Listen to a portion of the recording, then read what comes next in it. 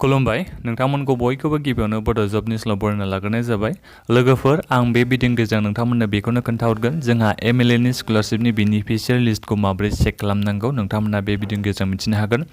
लोगोफोर नोंथांमोना जेनेबा MLA नि स्कलारशिपखौ एप्लाइ खालामदोंमोनबा दा नोंथांमोना बे बेनिफिशियारि लिस्टआव नाम फैबासो मोनगोन जुदि नोंथांमोना एप्लाइ खालामबाल' जाया नोंथांमोननि बे नामा बेनिफिशियारि लिस्टआव फैनांगोन MLA नि स्कलारशिपनिया जुदि नोंथांमोननि नामा बेनिफिशियारि लिस्टआव फैबाय अब्ला नोंथांमोना सानना लाबानो जाबाय नोंथांमोना स्कलारशिप एमाउन्टखौ मोननो हासिगोन जोंहा MLA नि स्कलारशिपनि एमाउन्टखौथ' नोंथांमोना बयबो मिथिखागौ जानांगौ जोंहा 10,000 रांखौ मोननो हायो दा बे भिडिअनि गेजेरजों आं नोंथांमोननो स्टेप बाय स्टेप खोन्थागोन गासिबो डिस्ट्रिक्टनिखौ जेनेबा बाक्सा चिरां उदालगुरि सनितपुर क'क्राझार बेफोरबायदि डिस्ट्रिक्टनिया माब्रै गावबागाव डिस्ट्रिक्टनि बेनिफिशियारि लिस्टखौ चेक खालामनांगौ आं बे भिडिअनि गेजेरजों नोंथांमोननो खोन्थागोन आरो नोंथांमोना लोगोफोर माब्रै एप्लाइ खालामो बिनि आपडेटखौबो जाहाथे मोननो हायो बिनि थाखाय नोंथांमोना चेनेलखौ साबस्क्राइब खालाम आरो जाहाथे साख्रिनि आपडेटखौ मोननो हायो बिनि थाखाय नोंथांमोना बड' जब निउस चेनेलखौ साबस्क्राइब खालाम लोगोफोर आङो भिडिअनि डिसक्रिपसनाव मोनसे लिंक होनानै दोनदों नोंथांमोना बयबो जाहाथे भिडिअनि डिसक्रिपसनाव थांनानै चेक खालामो आं दायो बेहाय एग्जाम्पल महरै नोंथांमोननो लोगोफोर बङाइगाव डिस्ट्रिक्टनिखौ चेक खालामना खोन्थानि बे क्लिक हियाराव थुनानै आङो बेनिफिशियारि लिस्टखौ माबोरै चेक खालामनांगौ आं बेखौ नोंथांमोननो खोन्थानि लोगोफोर गासिबो जोंनि आसामनि सिङाव खैथा डिस्ट्रिक्ट दङ बिनि गासिबो डिस्ट्रिक्टआ मोनसे गावबागाव वेबसाइट दङ जेरै बे जोंहा बङाइगाव डिस्ट्रिक्टनि गभर्नमेन्ट अफ आसामनि अफिसियेल वेबसाइट दा बेहाय फैनाय लोगो लोगो नोंथांमोना बे नुनो मोनगोन नै SUHRID बेनो जाबाय जोंहा बे स्कलारशिपनिया माने MLA नि स्कलारशिपनि बियो बेनिफिशियारि लिस्ट दा बेहाय बेनिफिशियारि लिस्टआ होनाय दंखायो नै बङाइगाव LAC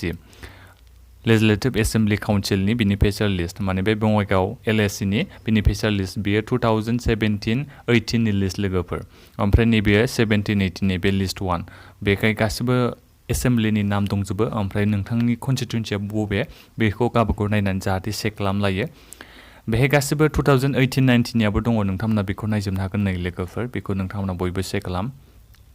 19-20 थांनाय बोसोरनिया नै नोंथांमोना सोर मोनदों बे नायनो हागोन नामखौ नोंथांमोननि नामा फैगोन ना फैयाखै बे नायबानो जाबाय बेनिफिशियारि लिस्ट अफ 32 बङाइगाव LAC बे 32 बङाइगाव LAC नि कनस्टिटुएन्सिनि बियो बेनिफिशियारि लिस्टआ 2019-20 नि बे लिस्ट 1 नैबे जाबाय लिस्ट 2 ओमफ्राय नैबे आबियापुरि साउथ LAC नि आबियापुरि 2019-20 नि बे बेनिफिशियारि लिस्टआ दा नोंथांमोना बेखौ डाउनलड खालामनानै नायनो हागोन नैबे गोजा नुदोंना बे PDF फाइलाव थुनानै नोंथांमोना बयबो डाउनलड खालामनानै नायनो हागोन बे जाबाय जोंहा बङाइगावनि बेनिफिशियारि लिस्ट आं बेखौ नोंथांमोना डाउनलड खालामनाय दंखायो आं बेखौ डाउनलड खालामनानै नोंथांमोना आरोबाव केनसेल खालामनानै खोन्थाबावनोसै आं डाउनलड खालामबाय आं दा अपेनाव थुनानै आं नोंथांमोननो एग्जाम्पल महरै खोन्थानो बेनिफिशियारि लिस्टआ सोरनि नामा फैदों दा गोदानै लोगोफोर जोंहा नैबे 2020-21 नि बेनिफिशियारि लिस्टआथ' फैयाखै दा फैगोन साननैसो उनाव बेबो बारा गोबाव सम गैया फैगोन बियो बे जोंहा लोगोफोर थांनाय बोसोरनि आरो माने 2019-20 नालाय देग्लायथ' जोंहा 2021 हाबबाय नालाय दा जोंनि बे सिजोना जागोन 2020-21 बेनि बेनिफिशियारि लिस्टआ फैथ'वाखै बे थांनाय बोसोरनि बेनिफिशियारि लिस्ट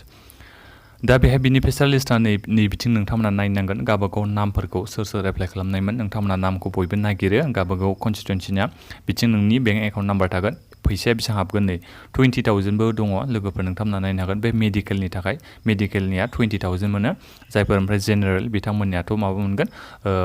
10,000 मोनगोन आं बेखौबो नोंथांमोननो खोन्थानि आं डाउनलड खालामनाय दंखायो बेखौ आं नोंथांमोननो देखायनि डाउनलडआव थांनानै नैबेहाय दं आबियापुरि साउथ LAC निखौ आं नोंथांमोननो अपेन खालामनानै दोनथिनि बे लोगोफोरनि 2020 बेबो थांनाय बोसोरनि बेलाय 10,000 रां नोंथांमोना बिथिं नायबानो जाबाय गावबागाव नामखौ भिलेजबो होनाय दं बैसोआ बेसेबां होनाय दं बेखौबो होनाय दं नोंथांमोननि एकाउन्ट नाम्बारा मामोन बेखौबो बिथिं होनाय दं जाहाथे नोंथांमोना पेमेन्टखौ मोनगोन ना मोनाखै थांनाय बोसोरनिखौ चेक खालामना लायो 2020 नि बियो बे जाबाय आं नोंथांमोननो बेखौ एग्जाम्पल महरैसो खोन्थादों आरो लोगोफोर सोर मोनदों नोंथांमोना बयबो चेक खालामनानै नायो ओमफ्राय दा फैगोन देग्लाय बोसोरनिया बेनिफिशियारि लिस्टआ ओंखारना फैयाखै दा माला ओंखारना फैगोन बेखौ जेबो आपडेट गैथ'वा जायखिजाया बे साननैसोनि उनाव फैगोन आरो माने जुलाइ आगष्ट नङाबा बे जुन मासावनो जोंहा बे बेनिफिशियारि लिस्टआ ओंखारनो हागौ आं बेखौ डेटखौ नायनो र' लोगोफोर जोंहा गोबांथार दङ बे बेनिफिशियारि लिस्टनि नामा बिथिं नोंथांमोना नायनो हागोन नै लोगोफोर डेटआ बेसेबाङाव फैदों नै अक्ट'बरावसो ओंखारना फैदों बे बेनिफिशियारि लिस्टआ अब्लाथ' नोंथांमोना एसे गोबावनो नेनांगोन बे नै थांनाय बोसोर 2020 अक्ट'बरनि 22 आवसो बे बेनिफिशियारि लिस्टआ ओंखारना फैदों अब्ला जोंहा बे थांनाय बोसोरनि नोंथांमोना जेनेबा 2020 आव एप्लाइ खालामदोंमोनबा दा बेनिफिशियारि लिस्टआ ओंखारनोबा नोंथांमोना नेनो नांगोन अक्ट'बर मासखौ नेनांसिगोन 2021 अक्ट'बर मासाव नोंथांमोना नेनांसिगोन दा एप्लाइ खालामदोंमोनबा दा नोंथांमोना गोदान एप्लाइ खालामनो सानदोंबा एप्लाइ खालामोबा नोंथांमोना बेनिफिशियारि लिस्टखौ मोननो हागोन अक्ट'बर मासाव बे फैगोन अक्ट'बर मासाव नोंथांमोना मोननो हागोन दा जेनेबा दायो नोंथांमोना एप्लाइ खालामोबा बेनिफिशियारि लिस्टखौ नुनो मोनगोन अक्ट'बर मासाव नैबे देग्लाय बोसोरनि अक्ट'बर मासाव नोंथांमोना बेनिफिशियारि लिस्टखौ बेबायदियै नायनो हागोन बे जाबाय जोंहा बङाइगाव डिस्ट्रिक्टनि आं दायो नोंथांमोननो गुबुन डिस्ट्रिक्टनिखौबो खोन्थानि आं दायो बेक खालामफिनबाय जेरै नोंथांमोना बेहाय चिरांनिखौबो नायनो हागोन दरं डिस्ट्रिक्टनिखौबो नायनो हागोन आं नोंथांमोननो बेखौ एग्जाम्पल महरै खोन्थानि जेरै आङो बेहाय दरंआव थुनानै होबाय दरंआव थुना होनाय लोगो लोगो नोंथांमोना नायनो हासिगोन बेनिफिशियारि लिस्टआ थांनाय बोसोरनि बे 2019-20 सिजननि